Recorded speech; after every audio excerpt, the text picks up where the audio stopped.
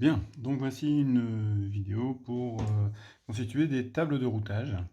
En fait, ici, vous avez un schéma de réseau un peu plus conséquent. Il y a 1, 2, 3, 4, 5, 6 réseaux, plus le réseau Internet ici. Et puis, pour relier tout ça, vous avez 5 routeurs. Donc voilà. Donc, qu'est-ce qu'il faut faire? Voilà, il faut que tout le monde puisse communiquer avec tout le monde et que chacun puisse sortir sur Internet. C'est la chose la plus générale.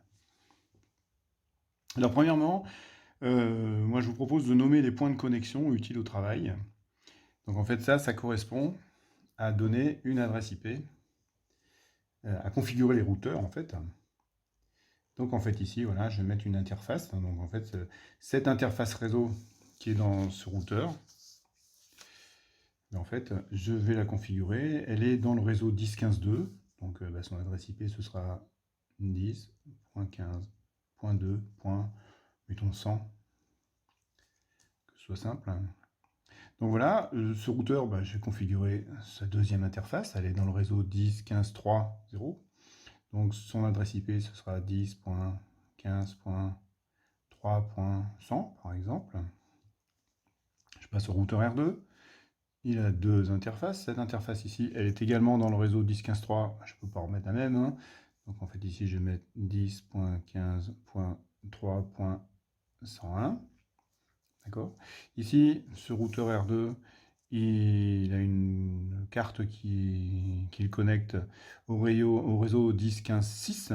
Donc en fait ici, son interface, elle sera en 10.15.6.100 par exemple.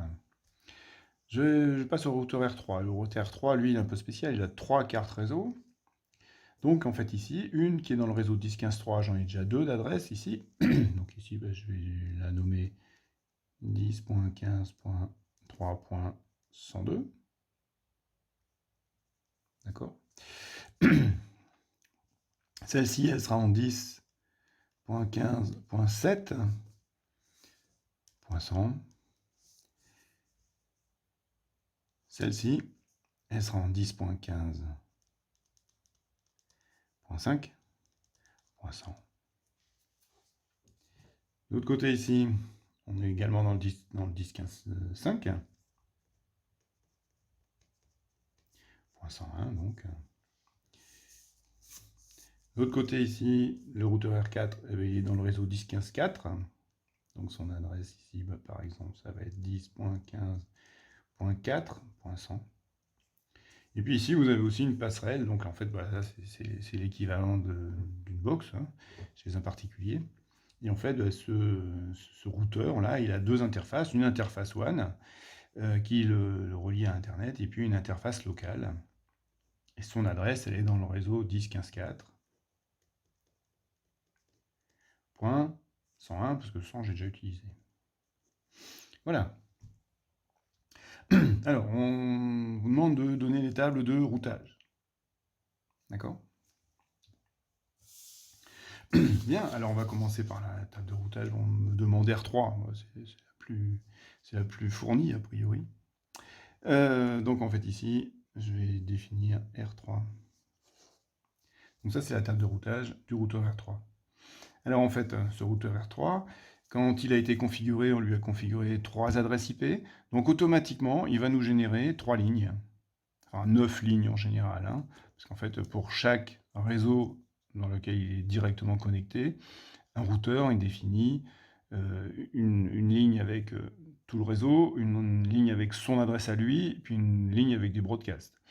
Donc en fait, ça fait 3 lignes pour une interface réseau. Bon, en fait, nous, on va en faire une, c'est la principale. Les autres, elles se déduisent de la première, donc en fait, on va rester sur la première. Donc en fait ici, je vais donc mettre le premier réseau qui connaît, ce routeur R3. Alors, mettons que ce soit celle-ci, donc c'est 10.15.3.0.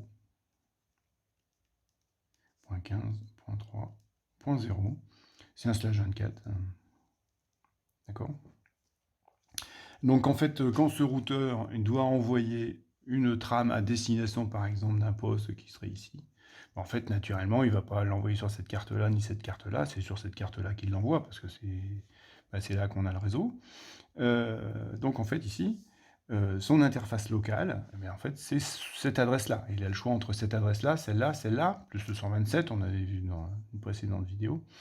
Donc en fait, il va prendre la 10.15.3, 102. 10.15.3.102. Et l'adresse de passerelle, bah en fait ici, il n'y a pas de passerelle, puisqu'en fait, on est déjà dans le réseau. Donc en fait, on n'a pas à envoyer la trame vers un routeur pour se rapprocher du réseau. On y est, on est dedans. Donc en fait, ici, c'est un onlink. Deuxième sous-réseau. Donc en fait, ici, c'est le 10.15.7.0/24. Donc en fait, pour envoyer une trame à une machine qui est dans ce réseau-là, en fait, je vais l'envoyer sur cette carte-là. Donc ma carte, mon interface locale, c'est 10.15.700. 10.15.7.100. Et ici, c'est onlink. Alors le onlink, en fait, autant voir ça tout de suite, en fait, suivant les constructeurs, suivant les versions de Windows également, vous n'avez pas forcément toujours onlink. En fait, il y a une autre représentation de table de routage, où en fait, le routeur en fait, recopie cette adresse-là dans la case d'à côté. D'accord? Donc en fait ici, 10.15.7.100. C'est tout à fait équivalent à onlink, ça veut dire que dans la mesure ici où on a mis la même adresse, bah, c'est qu'en fait, il n'y a pas de routeur à contacter, on n'a pas à passer par un routeur, on est déjà dans le réseau. Donc c'est une autre présentation. Dernier réseau où ce routeur a une interface, c'est 10.15.5.0/24.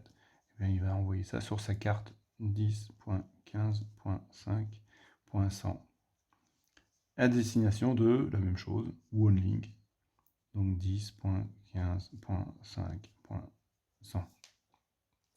Voilà, ça c'est ce que le routeur est capable d'auto-configurer. Quand on lui a configuré ses interfaces, ici on a dit la première carte c'est du 10.15.3.102/24. Donc en fait il en a déduit avec le /24 que le réseau sur lequel il était branché c'était un 10.15.3.0/24. Pareil ici, pareil ici. Donc en fait il a généré ces trois lignes-là. Donc en fait maintenant il faut compléter avec les réseaux qu'il ne connaît pas. Donc en fait les réseaux qu'il ne connaît pas, bah, par exemple on va prendre celui-là. Donc en fait le problème c'est ce routeur-là a une trame qui est à destination d'une machine de ce réseau-là. Donc en fait qu'est-ce qu'il doit faire? Bah, il va la sortir, il va la faire partir sur cette carte-là, à destination de qui? Bah, en fait il faut qu'il passe par R1, donc à destination de celui-là. Donc en fait qu'est-ce qu'on écrit ici? En fait ici, pour toute trame à destination de 10.15.2. quelque chose, donc ici on va changer de couleur par exemple, on va mettre un peu noir, donc ici 10.15.2.0/24. Qu'est-ce qu'on fait? Donc j'ai une trame à envoyer à une machine qui est ici, donc en fait je la fais partir sur cette interface-là, donc cette interface est 10.15.3.102. À destination de qui? De R1. De R1, cette adresse-là. Donc en fait ici j'ai un 10.15.3.100. D'accord? Donc en fait ici, vous vous rendez compte que quand on va vraiment passer par un routeur intermédiaire, ici, ce qu'on a dans cette... l'adresse IP qu'on a ici, c'est pas la même que celle-là. Vous constatez quand même qu'elles sont dans le même réseau. Ça c'est obligatoire. Sinon, vous avez fait une erreur. Un autre réseau ici, 10.15.6.0. Alors 10.15.6.0/24. Alors réfléchissez, qu'est-ce qu'il faut mettre ici? On fait une petite pause, on reprend après, remplissez cette ligne.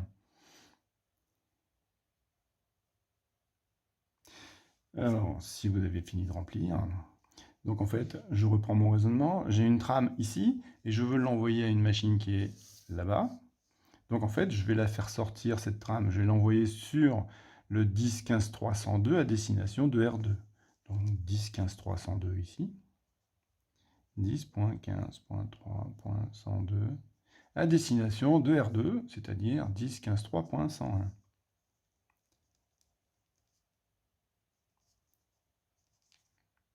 Ben voilà. Bon, c'est pas compliqué le routage. Donc voilà, donc en fait, j'avais fait ces trois réseaux-là, j'ai fait celui-là, j'ai fait celui-là, qu'est-ce qu'il me reste? Eh bien, le 4. Hein. Donc alors ici, 10, alors 10.15.4.0, c'est le réseau, slash 24. Qu'est-ce qu'on fait? J'ai une trame dans le routeur R3, je veux l'envoyer à une machine qui est sur ce réseau-là. Qu'est-ce que je fais? Ben, je vais l'envoyer sur cette carte-là à destination de R4. Donc sur cette carte-là, ça veut dire 10.15.5.100. 10.15.5.100 à destination de... Donc en fait ici, je fais partir sur cette carte-là à destination de R4. Donc de R4, en restant dans le même réseau, hein, je ne peux pas l'envoyer directement à celle-là, c'est pas possible, il faut d'abord passer dans R4. Donc en fait, je l'envoie à cette adresse ici, donc 10.15.5.100.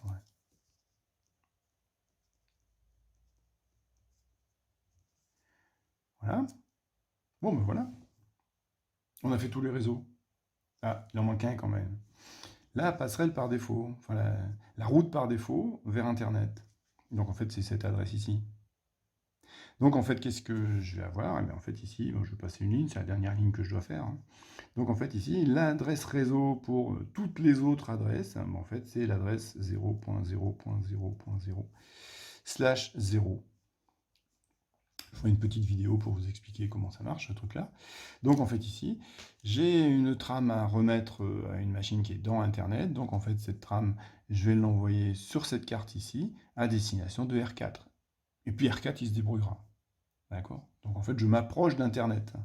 Donc en fait, ici, j'ai dit donc 10.15.5.100 à destination de 10.15.5.101.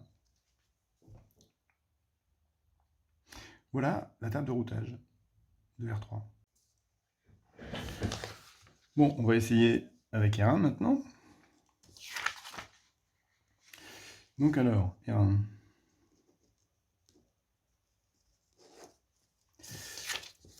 Mettons que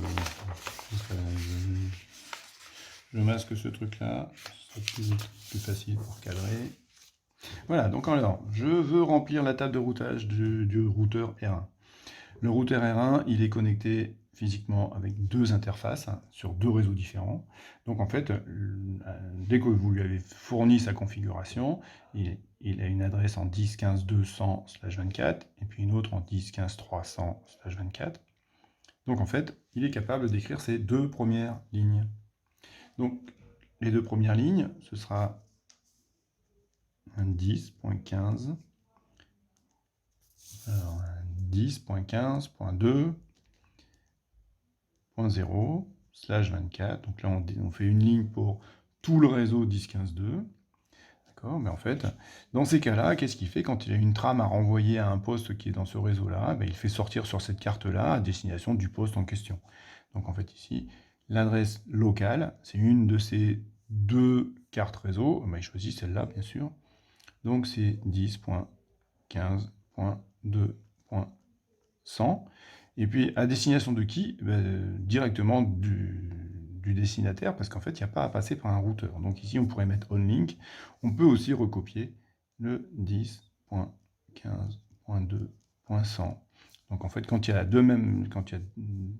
les deux mêmes adresses ici, ben, en fait c'est comme s'il y avait onlink. C'est juste une question de présentation. Ce routeur R1, il définit également la route vers le réseau qui est à côté, donc de l'autre côté, donc un 10.15.3. 10.15.3.0/24. Donc en fait, dans ce cas-là, ben, même problème, hein, en fait, il va sortir la trame sur l'interface en 10.15.3. 10.15.3.100 à destination, ben là c'est un réseau local, c'est une route locale, donc la même chose, 10.15.3.100. OK. Donc voilà, donc en fait, j'ai déjà fait ces deux réseaux-là. Qu'est-ce qu'il me reste? Il me reste le réseau 15.6. Ah ben voilà, je vais le faire. Alors ici, là, c'est le technicien informatique qui doit le faire, parce qu'en fait, le routeur R1, il ne peut pas deviner qu'il y a un réseau 10.15.6.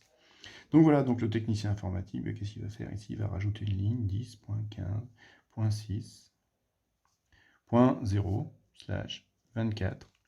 Donc en fait, il a une trame ici à remettre à une machine qui est là-bas. Qu'est-ce qu'il va faire? Pour se rapprocher, parce qu'il ne peut pas le faire directement, pour se rapprocher, qu'est-ce qu'il va faire? En fait, il va envoyer la trame à R2 qui, lui, se débrouillera pour finir le travail. Donc en fait, cette trame, elle va sortir sur cette carte-là à destination de cette carte-là. Donc en fait, ici, qu'est-ce que j'écris? Interface locale 10.15.300, 10.15.3.100. À destination de qui? Là, c'est pas la même adresse, là, c'est à destination de R2. Donc c'est un 10.15.3.101. Ensuite, ici, il a aussi un autre réseau, c'est le 10.15.7. 10.15.7.0/24. Qu'est-ce qu'il fait dans ce cas-là? Il fait sortir sur cette carte-là, donc 10.15.300, 10.15.3.100, c'est la même chose qu'au-dessus. À destination de qui? De R3, qui finira le travail, donc 10.15.3.102. 10.15.3.102. Et voilà, on a terminé ce réseau-là. Il reste encore celui-ci. Alors celui-ci, c'est le 10.15.5. 10.15.5.0/24. Qu'est-ce qu'on fait? On le sort là, par cette interface-là, à destination de R3, c'est-à-dire celle-là. Donc en fait, 10.15.300, 10.15.3.100, à destination de 10.15.3.102. 10.15.3.102. Et ben voilà, ce réseau-là, c'est fait. Qu'est-ce qu'il reste? Il reste le 4. 10.15.4.0/24. Qu'est-ce que je fais pour envoyer? Je suis ici avec une trame, je veux l'envoyer sur une machine qui est là. Je vais d'abord passer par R3, puis ensuite ça passera par R4, et puis ensuite ce sera arrivé. Donc en fait, cette interface de R1, elle est ici. Donc c'est encore le 10.15.300. 10.15.3.100. À destination, encore de R3. Donc 10.15.3.102. Et ben voilà. J'ai fait tous mes réseaux, sauf Internet. Donc Internet, ça va être la ligne 0.0.0.0/0. Donc ça, c'est pour toutes les adresses. En fait, qu'est-ce que je vais faire pour aller sur Internet? D'abord, je vais passer par R3. Donc, en fait, c'est toujours la même ligne, en fait, vous vous rendez compte. 10.15.3.100 vers, j'ai quoi de ligne? 10.15.3.100. Et ici, vous avez 10.15.3.102. Voilà. D'accord? Bon, voilà. Bon, en fait, vous remarquez qu'il y a eu du travail un peu rengaine quand même. Hein, parce qu'en fait, ici, on constate, je vais passer en rouge, on constate qu'en fait, ici, toutes ces lignes-là, j'ai le 102, enfin j'ai 10, 15, 3, 102, et ici 10, 15, 300, pareil. D'accord? Alors la ligne qui est au-dessus, il y a bien le 300 ici, bien sûr, le 300 ici, mais ici c'est 101, c'est pas 102. Donc en fait ici, on pourrait se poser la question de savoir, c'est vraiment utile d'avoir 4 lignes avec exactement les mêmes décisions de routage. D'accord? Ça c'est pour des réseaux bien spécifiques. Et puis ici, ce sont les décisions de routage. Bon. Et en fait, qu'est-ce qu'on pourrait faire? Alors, réfléchissez un petit peu. On va arrêter la vidéo pour réfléchir. Bon, maintenant, je vous donne la réponse. Donc, en fait, qu'est-ce qu'on pourrait faire? En fait, on pourrait très bien ne pas mettre cette ligne-là, ne pas mettre celle-là, ne pas mettre celle-là, et puis garder celle-là. Et en fait, qu'est-ce qui va se passer? En fait, quand on cherche le réseau, quand on a une trame à envoyer pour le 10.15.7.0, ou le 10.15.5.0, ou le 10.15.4.0, ou n'importe quel autre réseau, et bien en fait, on a la même ligne là. Donc en fait, ces trois lignes-là, ben, on peut, a priori, carrément les supprimer, d'accord? Et laisser, à condition de laisser la route par défaut. Donc en fait là, ce qu'on voit, c'est qu'en fait on peut optimiser la table de routage pour la rendre plus simple. Alors plus simple, on va enlever trois lignes. Bon, c'est pas avec ça qu'on va gagner énormément de temps, mais dans les gros routeurs d'Internet, eh bien, en fait, vous avez énormément de lignes, et toutes les lignes, à chaque fois qu'on envoie une trame, toutes les lignes sont examinées pour savoir quelle est la meilleure route pour cette trame-là. Donc en fait, éliminer quelques lignes dans une table de routage, ben, ça peut améliorer la rapidité de fonctionnement du routeur. Alors, un petit peu un inconvénient quand même, c'est qu'en fait, si jamais j'enlève ces trois lignes-là, et bien en fait, je ne vois plus ces réseaux-là. Dans ma table de routage, ça ne se voit pas que je peux router vers le réseau 10.15.4, le 10.15.5, le 10.15.7. D'accord? Ça a été naturellement englobé dans la route par défaut, mais on ne les voit plus, ça n'apparaît plus. Donc ça, c'est un petit peu dommage quand même. D'accord? Si jamais un jour on change de passerelle, de passerelle vers Internet et qu'on la met ailleurs, mais en fait, là, il ne faudra pas oublier de remettre ces trois lignes, parce que sans quoi ça ne marchera pas. Donc voilà. Bien, je pense que vous avez compris comment ça marche. Donc qu'est-ce qu'il vous reste à faire? Eh bien, on a fait R3, on a fait R1, ben, je vous propose de faire R2, R4, d'accord? Et puis, ben voilà, vous remplissez les feuilles, et puis on les corrigera en cours, en TP. Merci.